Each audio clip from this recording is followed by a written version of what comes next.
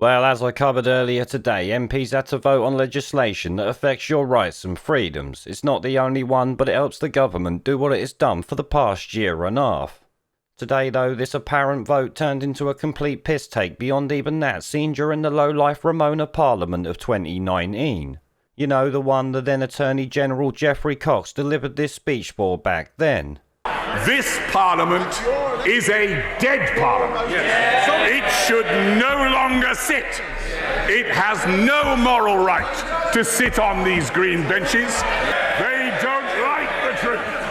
Twice they have been asked to let the electorate decide upon whether they should continue to sit in their seats, while they block 17.4 million people's votes. This Parliament is a disgrace, but they're too cowardly to give it a go. But the time is coming. The time is coming, Mr. Speaker, when even these turkeys won't be able to prevent Christmas.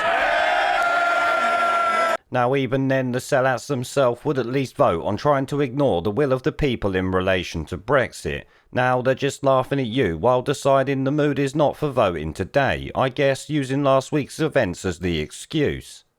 This is obviously absolutely shameless behaviour, but normal in this day and age, I would guess. Take a look at the shit show for yourself, though, and tell me they're not just taking the piss out of us open and clear.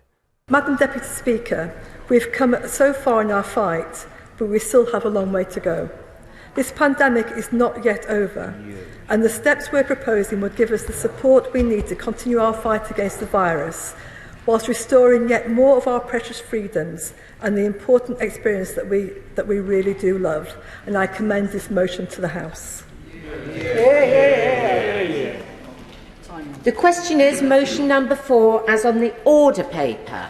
As many as are of that opinion say aye. Aye. Of the contrary, no. Aye.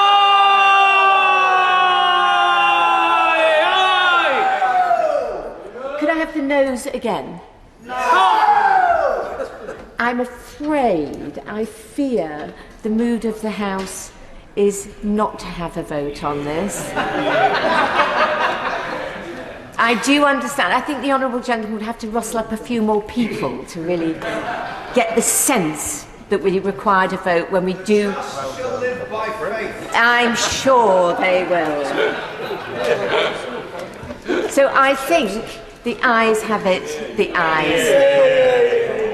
Well, I could be wrong, but to me it seems like they're literally just laughing at us there. It seems you're now paying 82 grand a year plus 200 grand expenses for your MP to not even vote on something that will affect your life.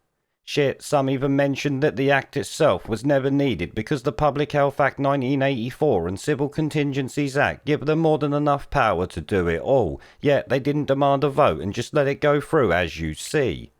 Obviously, this act here lets them skip all checks and balances as we've seen over the past 18 months, so that's probably why they did it. I guess though, when it comes down to it, they just don't care now. If the public see them taking the piss, they'll laugh in our faces while they pass acts that affect people's lives as you've seen.